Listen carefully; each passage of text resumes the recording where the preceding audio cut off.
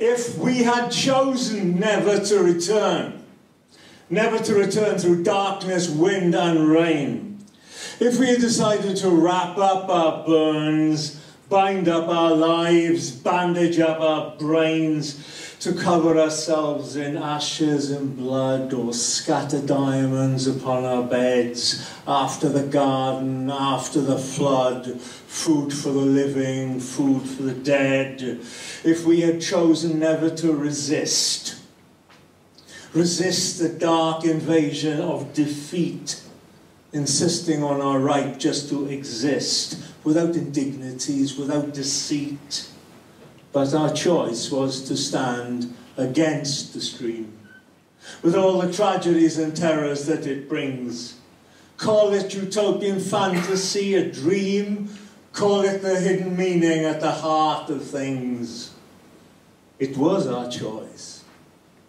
Call it blind faith in change, call it the only way we knew to live, knowing what we knew, a world deranged and far beyond our power to forgive.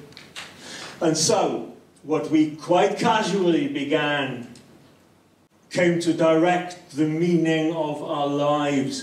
The causes that took us over unplanned became the means through which our soul survived. It shaped the patterns of our nights and days.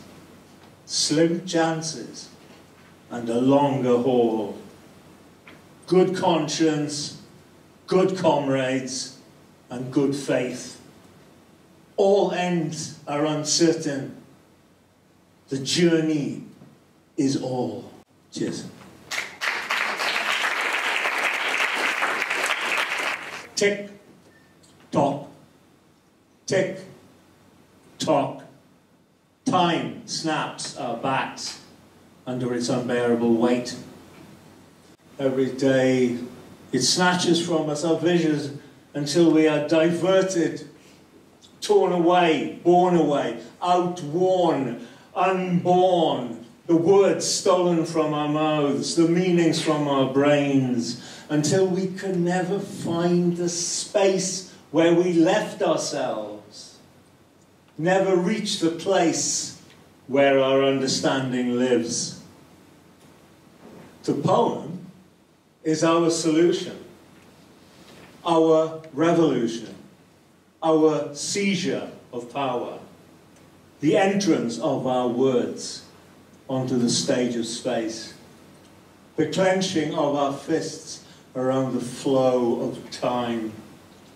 It is our affirmation of faith in ourselves, the secret place where we reclaim our lives at last.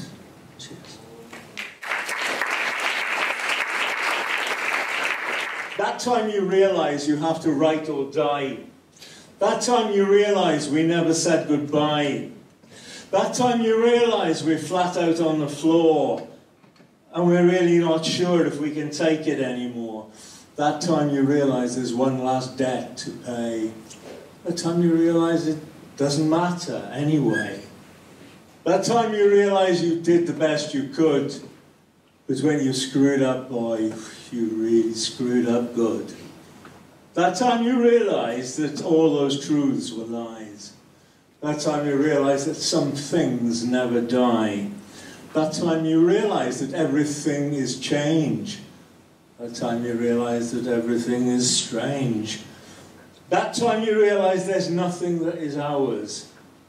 That time you realise you have superhuman powers. That time you realise life's a terminal disease and there's no way out of here except as the deceased. That time you realise that what is up is down, that all things have two meanings, and what is lost is found. That time you realise you have to write or die, and that poets and lovers have no need of alibis. Cheers. We reached the razor wire and ran across the yard, past litanies of fire and the bodies of his bodyguards, We had to track him down to give him people's justice, showing his army crackdowns would all amount to nothing. So we climbed into the palace over the bodies of our comrades. No real sense of malice, just a disease we had to combat. Revolutions are impossible until they are inevitable. Utterly implausible till they become irrevocable.